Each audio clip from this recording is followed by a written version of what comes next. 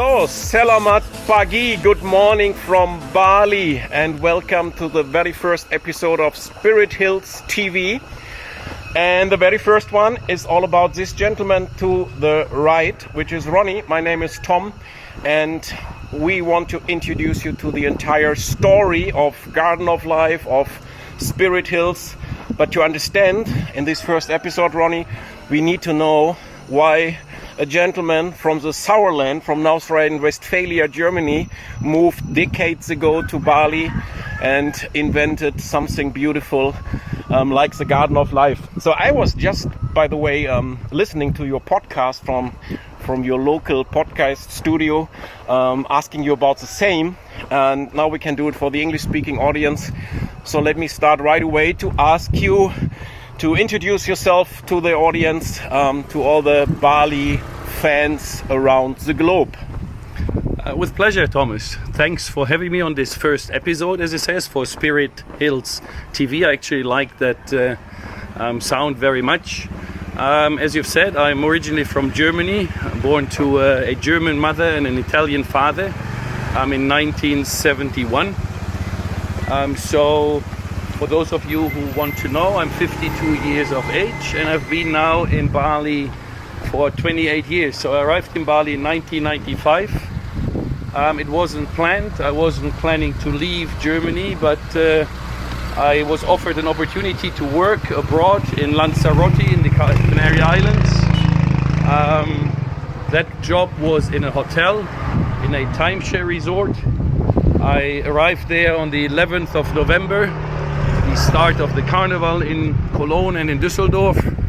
I was put into an apartment with two Austrian gentlemen. Hello, Hello. Which became close friends very quickly.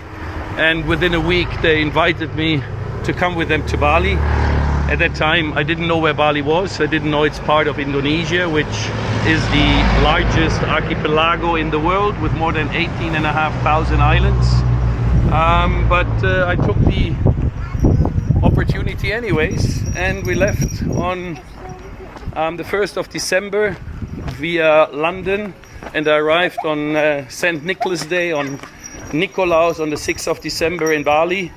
And that was the start of all of this. I was only planning to stay here for 1 month. The first time I went back was 2.5 years to give up my apartment in Cologne. And then just to basically explain to my family that I'm okay and I'm not going to come back. And that has been 28 years now, and a great journey with lots of experiences and lots of interesting stories which I'm happy to share. And one of them obviously is what we're talking about now, the Garden of Life and our small Spirit Hills adventure. So time is just an illusion, I think, from 1 month to a couple of, 20, how many years? 28. 28 years. That's amazing. And you even fall in love in Indonesia, in Bali. Now you're married, you have boys also joining the project. And yes, like you said, back in 2005 already this adventure of Garden of Life started, and the story is so amazing, and how it came to life. It's a bit of mystic, if I put it this way. And this would be my next question. So how all this started, how to get an idea when Bali was not the password as it is today, back in 2005 or 2006, and then to choose the center of Bali, not the hot spots. So how this all came to life, Ronnie? Well, first of all, to tell you, everybody who comes to Bali falls in love. It's either love on first sight with the island itself, love with the culture, with the people, with the food, with the nature, and at some point then also with probably your partner for life, because I have so many friends who are now married to Indonesians, to Balinese. People here are very polite, they're very hospitable. Yes. And it's a very different mindset. It's a very different feel than back home in Europe. Let me add something, because if you're asking why those guys are walking while doing this interview, while doing this first episode, the reason is, as part of our experiences, the two of us invented the first pilgrimage, actually the first two pilgrimage throughout Bali. I hope we will be louder than the machine to the left. And the funny thing is, there's not even a word, Indonesian word for pilgrimage. What we are doing right now is the so-called Jalan Emas, the Golden Pass. But we will come back in episode 3 talking about the same. But this is just to explain to you why we are walking. This is the last stage for this Jalan Emas. Jalan Emas bringing us right away to the Garden of Life. So back to the topic, what happened exactly in 2005? Yes, so in 2005 I actually came across a health equipment that I purchased from a company in Austria called Vitalife. I used that equipment for my back pain. It helped me a lot, and then I contacted the founder of the company and asked him if he wants to do business in Indonesia, in Bali, because I know a lot of people who have back pain and who needed help. So I went to Germany, I met him. He wasn't really interested in expanding his business to Indonesia, but Bali was on his bucket list as a destination, like it is on so many other people's bucket list. And he agreed to come and visit me in September 2005. And that's how it all started.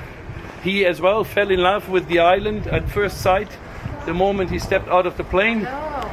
And when I put him into a resort in Ubud, in the center of Bali, he had a vision of wanting to create a healing retreat on the island, an island which is filled with alternative healers, with magic, with so much positive energy. So he was spending holidays, talked to you about Yes. how to expand his business to Indonesia, and by laying on a sunbed, suddenly he said, "Hey Ronnie, let's talk about something." Exactly.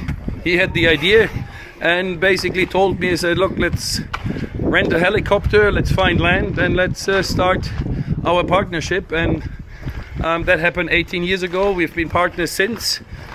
We've been putting the whole concept together. After finding the suitable location, started buying land in Bali, a total of 20 plus hectares from more than 80 different farmers. I've put together a team of architects, of consultants. We worked on the concept, and initially it was planned as a healing retreat. Soon after we saw the concept, we decided to make some changes, that it was also to be something to give back to the Balinese people, to create something for education and general use, not just a private use for the tourists that are able to afford to stay in the hotel. And that was the beginning of the Garden of Life. So, but let me get back to you. So he suddenly said, by the way, in my sunbathing period, I came across a vision. Let me share. And you were right away, wow, let's do this. Well, it was more than just having that vision. He actually drew the entire vision that he had on a piece of paper, and he said, this is what I've seen, this is what we need to do, let's partner up and let's do that. And I've always lived my life looking out for opportunities. I firmly believe, we are getting opportunities every day to do something great, and what we need to do when one of these opportunities comes, we need to take them, because a lot of people don't see the opportunities or let them pass by. I take chances, I took the risk. I basically said, let's do it. I liked him as a person, I liked the idea. I had all the connections in Bali. I speak the language fluently, which I learned very early when I arrived in Bali. So I was able to arrange everything on the ground. He was supposed to arrange the financing in the beginning and to pre-finance the project. And this then worked out to be a very solid partnership that based on that initial agreement and with a handshake has stood until today without ever having to argue about anything. That's what I like. The handshake is like law of God, and all the contracts only defining how much to pay to the lawyers afterwards, right? Exactly. So 2006 to 2023 is quite a bit of time. So what happened in the meantime, so that we are now in the stages of getting it alive? And I'm so appreciating that also we got in touch a few years back. And even though that was not about the Garden of Life, but I knew that time as well. And I told you that we will do something together. We Yes, never did we've something always in said business because we are both on different companies. But there was a kind of vibes between us, and I really appreciate it. So what happened from 2006 all the way to 2023? Yeah, it's been 18 years, so 18 years in the making, and lots of things have happened globally. We were actually ready to start building in 2008. Yeah. Then Lehman happened and the global financial crisis, and our investor at that time decided not to invest anymore. We then got involved in different businesses. We built different smaller units in the south of Bali where all the tourists are. We got busy with different things. We started to get into the fintech industry, into blockchain, and then we took another chance, the second round in 2019, started to activate everything. Then COVID came, so we had to cancel again. Then for 3 years there was obviously not much that we could do, and the destiny of Bali wasn't sure because nobody knew how long this COVID thing is going, how much it will affect the island, because Bali is 95% dependent in its economy on tourism and hospitality. A lot of these hotels suffered, and only since late last year the borders opened again and the tourism came back. And something very unique about the Balinese people, same thing that happened in 2002 and 2005 when there was these terrorist attacks in Bali. The Balinese people very quickly turned around and started building instead of complaining and looking for excuses of not being able to do something. So again here, even during COVID and directly after everything normalized again, they started to get back to work. And when you come to Bali now, it's like absolute amazing. It's like nothing has ever happened here. There's so much going on, so much building. Bali has positioned itself as the #1 destination, not only in tourism, but even for investment at the moment. Yeah. Globally, because you don't get any other country or location in the world where you get more returns at the moment in real estate and in businesses exactly. than in Bali. I just had a meeting recently and talking about where to put your money in these special geopolitical times. And of course there's blockchain, crypto, shares, real estates, but the topic #1 is Bali. Yes. But what I like and what all the people love with Garden of Life / Spirit Hills, it's not just the most likely once in a lifetime opportunity to have a big appreciation of your fractional ownership, to buy smart contracts to get paid when the tourists are going to use the facilities, but this giving back, which is basically, I believe, coming from Mario, as he Yes. is the charity man, if I can say it this way. True. Well connected to all the celebrities. So maybe you can point out these 5 charity organizations in Bali which we are supporting with our project. Yeah, Mario's been in charity for a long time. He has, over the last 25 years, supported and started more than 200 charity projects globally for a simple reason, because he had some unlucky situations when he got into the workforce, started off his working career with a lot of debt, but worked himself out of it and decided at some point to move to Monaco to save the 50% taxes in Austria. And he said, look, if I'm saving these 50%, I'm such a lucky person that I can live in a place like this, then I'll start to give back. And instead of giving it to the big organizations, he decided to do these himself, because this gives him his satisfaction, his pleasure. He likes to make people happy. He likes to see what his money does firsthand, and not just sending it somewhere and not knowing where it ends up. So When we decided to do business together, we said whatever we do, doesn't matter if it's real estate, if it's blockchain, if it's whatever kind of concept we're going to come up with, charity, giving back is in our DNA. We will always build it in from day one so that there's never going to be a question. And we've been supporting charities in Bali now for quite a number of years already, even throughout the COVID time when business for us wasn't really good as well. Yes. So some of them, and Thomas, we're going to see one of the charities on Friday morning. Okay. Is a gentleman called Robert Epstone with his charity called Soul Family. This charity is providing food and medicine to 3,500 people in Bali on a daily basis that are poor, that are sick, that don't have any kind of income. They are in constant need of money, so we provide this charity with money on a monthly basis. A second charity is set up by a Swiss gentleman, a close friend of mine, and he did this 15 years ago when he came to Bali and he saw a lot of beggars on the street, and he was wondering why are there poor people in Bali, because there's so much wealth, there's so much tourism, there's so much good, nobody needs to be poor. So he found out where these people were coming from, and they were all coming from one area in the northeast of Bali. So he went there on a motorbike. That's close to the volcano there? That's close to the Kintamani volcano, where we are also going to go. Yeah.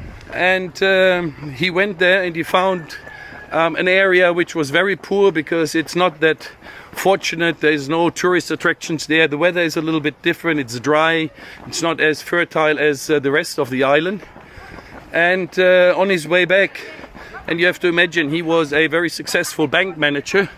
On his way back on the motorbike, on his drive 2.5 hours, he took the decision that he will go back to Switzerland, stop his job in the bank, come back to Bali, and will make sure that all of these 45 villages will have fresh water to drink, because these women had to walk to the volcano on a daily basis to get fresh water for cooking and for washing, which took both ways about 5 hours.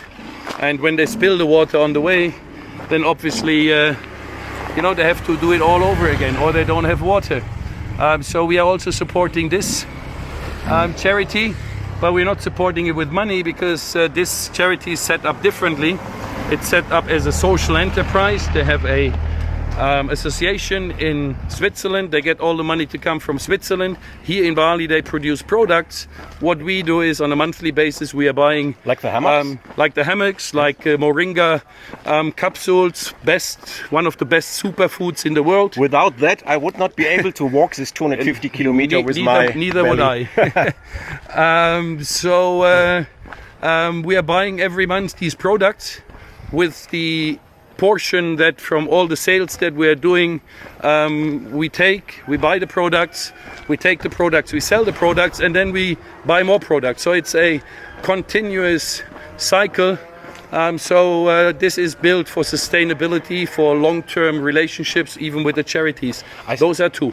I think, we should have one episode introducing Mario.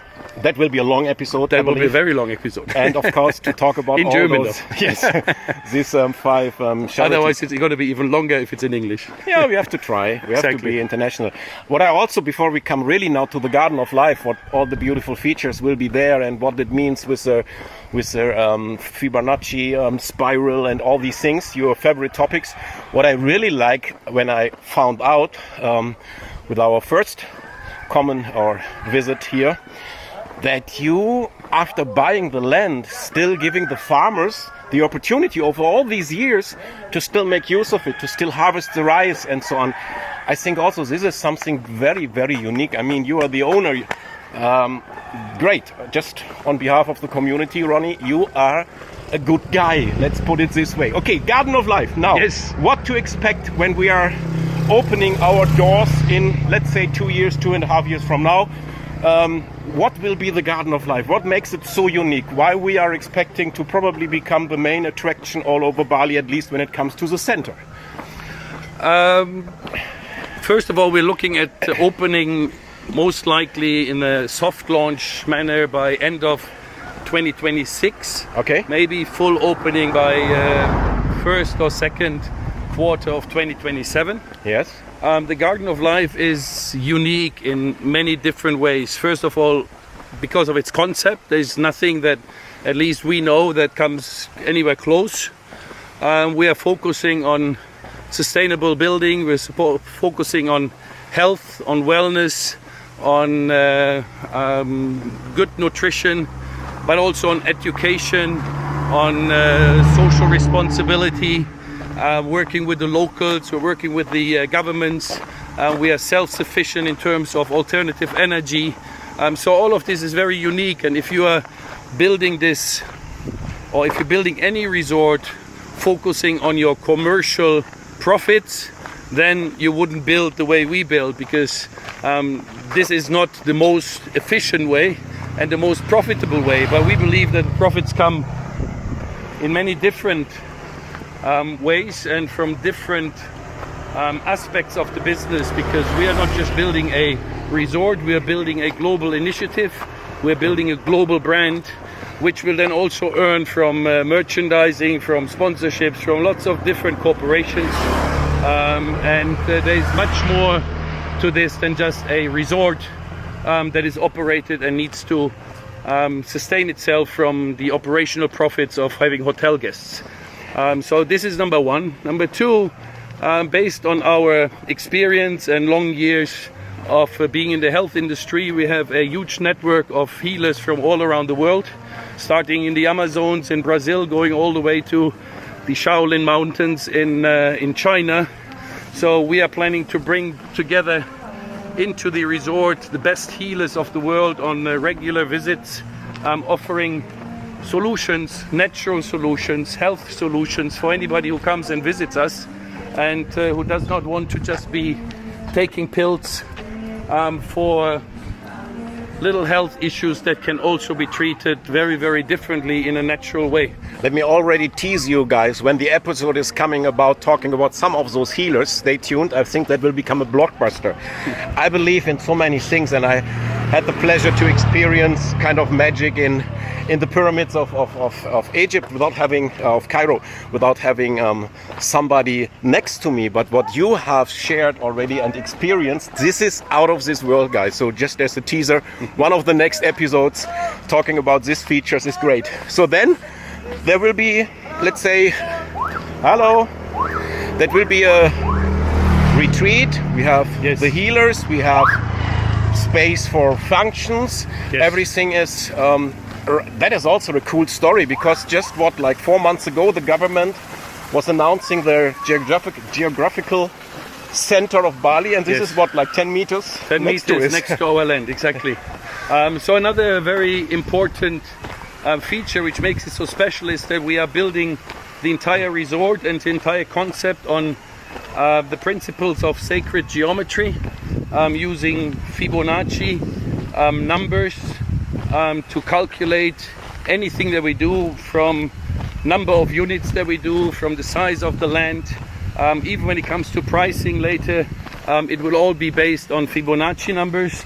But sacred geometry, a lot of people have probably heard the flower of life. Yes. Flower of life is a symbol that has been around for thousands of years. It can be found in the pyramids of Gizeh. It can be found in the Burj Khalifa. It can be found in the Burj Khalifa. It can be found in the Forbidden City in Beijing. Yes.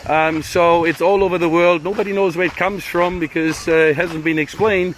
But it's all based on Fibonacci, on the golden ratio. And we are taking this flower of life as the main symbol of our Garden of Life here in Bali. And we have different sacred geometrical symbols for the other Garden of Lives that we're building, and maybe that is another episode in itself. Yes. Then again. But in Bali, what you can experience, because we have two parts to the Garden of Life. One is the resort site. So 5 hectares of our 18 hectares in total will be dedicated for sustainable villas, spa, wellness, the best healing holiday you can imagine. If you are stressed, you need a timeout, you come to Bali, you come to the Garden of Life in Bali, and after 2 weeks you will feel reborn. That's the one side. The other side is 13 hectares of educational park, where we will send every visitor onto a journey. So this is for day visitors, and we're expecting about 1,000 day visitors per day to come and visit us and spend 2, 3, 4 hours in our park. So you will be taken on a journey that follows the Fibonacci spiral. So basically what Thomas has been doing for the last 12 days now, walking the Fibonacci spiral in Bali with 250 kilometers, we will do in a short form in the resort. It will probably be only about 1 kilometer long, but along that Fibonacci spiral you will visit 7 different stations that will educate and tell you about the different elements, about challenges that Bali has as an island, which can very well be translated also to challenges that we are facing as humanity in the whole world. But we will also give you solutions that are within our network of specialists, of people that we have that can show you ways of how you can contribute to help not just yourself or Bali, but also the world. And after you have done these 7 stations, you will end up in the center of the 13 hectares under a roof which depicts the flower of life. This flower of life is the largest flower of life in the world, the largest alternative energy field of its kind. And what we do with this energy field, with this flower of life, is we are inviting people from all over the world to become part of the building by having hexagons built into the roof. You have to imagine it like a dome, a flat dome, and this flat dome is put together by 222,222 hexagons, and each of these hexagons is dedicated to a person, where we will be engraving the name of the person, the date of birth of the person, and the country of birth of the person. So with your personal birth energy, you will become a everlasting part of the biggest energy field in the world, in Bali. Your name will be there.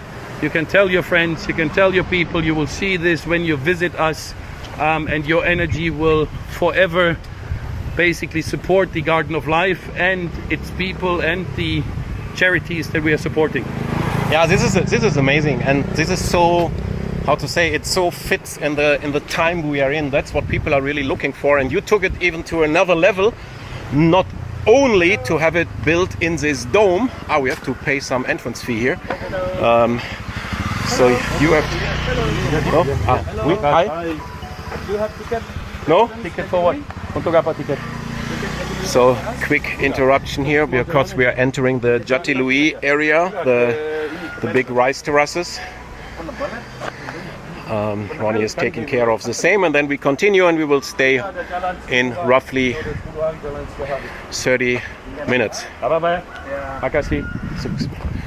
So you took it even to another level because it's in the dome, which is beautiful, and of course me and my family has purchased such a hexagon, but it's even visible in the metaverse, in your multiverse. This should be for sure becomes a new episode, but to show you this beautiful how to say balance between back to the roots, like also the food is coming from the farmers around. We are really we have the tree of life. Maybe you can add some words to that, but also we are talking about high tech, we are talking about blockchain technology, about multiverse. That means everything is visible just a mouse click away or even on your mobile. So this makes this project again super unique. So the tree of life, the hexagon, they are already available for people nowadays, right? They're already available and we've already started selling. And just to add to what you just said, so our vision is we're starting. Bali has become such a, you said it, it's become a password. I always say it's become a trendsetter. Yeah. And there's a lot of things that start in Bali and then go out to the world. Now we want to be such a trendsetter with the concept. And we want to show people that there's different ways of doing business where it's not just the owners of the business are making money, but it can be a win-win for everybody. So it's from Bali to the world. And in order to reach the world, obviously we need to find different ways, because not everybody will be in in the lucky situation to be able to come to Bali and visit the Garden of Life. So therefore we are putting it into the virtual world, into the metaverse, where pretty much as long as you have internet connection anywhere in the world, you will be able to participate in all the different activities. And again, that's another point that makes this project so unique. You mentioned the Tree of Life. Yes. The Tree of Life is also in This one. these ones. Tree of Life in Indonesia are coconut palms. These are trees that are fully usable for the Balinese people, starting from the trunk, which is used for building or constructing buildings, the bark, which is used for barbecues and fires, the leaves, which is used for offerings, the coconut itself, very nutritious, one of the best foods you can have. Coconut oil is absolutely amazing. It actually burns fat in your body, or your body fat. So if you have coconut every day, you will start to see your fat coming down and you're losing weight. It's also very good for your intestines. So coconut is just an amazing tree and an amazing fruit. So we've decided that we want to plant as many coconut trees as we possibly can, and we call them the Tree of Life, because they support the life of all the Balinese. And you can plant your own Tree of Life here in Bali for just $22.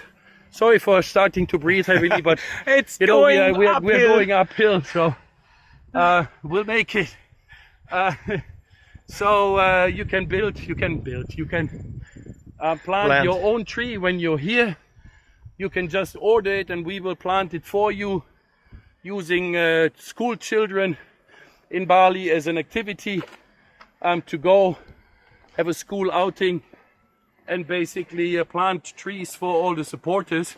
But you can also gift trees if you want. And if you say, look, I want to gift 10 trees, I want to do something good, and I want you to plant these in the name of Balinese children and just put my name there as the sponsor, then we do that as well. And we really want to make this a global activity and a movement. Yes, exactly. And we invite you to join us planting trees in your name, in your family name, or just in the name of Balinese, with you as a sponsor. So we are already past the 30 minutes mark, which should be the maximum of one episode.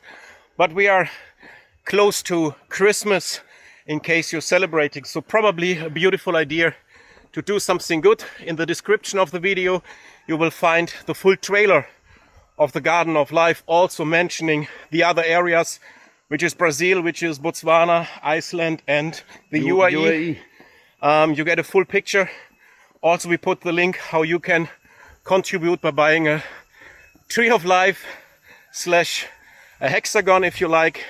And in the next episode, we are going to talk about a piece out of the Garden of Life, next to the Garden of Life, called Spirit Hills, which get into operation already by end of 2024, beginning of 2025, so very soon. And what it means here, where you even can become a fractional owner for actually pennies, that you will find out in episode number 2. Ronnie, pleasure.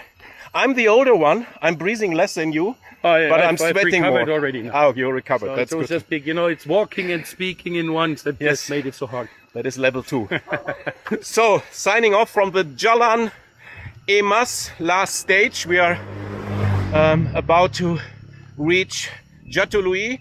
This is a World Heritage Rice Terraces, yes, protected by the UNESCO. 303 hectares of completely connected bioactive rice terraces. So we will send you some separate images maybe, because it's absolute amazing, an absolute must see in Bali. And our Garden of Life is only 10 minutes away.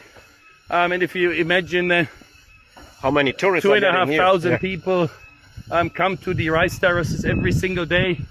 You remember that I mentioned our target is 1,000 people per day. So all we need to do is we need to team up with the tour guides who are taking the people to the Jatiluwih rice terraces and make that a second part of their daily or their day trip. Yes. One more time. Suksema, as we Balinese are Suksema. saying. Suksema Terima kasih Mawali. banyak. Yes. Sampai jumpa Summer, lagi. summer. Exactly. Bye bye. Thank you so much. See you on the next episode. Make sure to watch the description to get the helpful links to become more into or to become a kind of partner, contributor, supporter, or even an owner. See you. See you. Bye bye.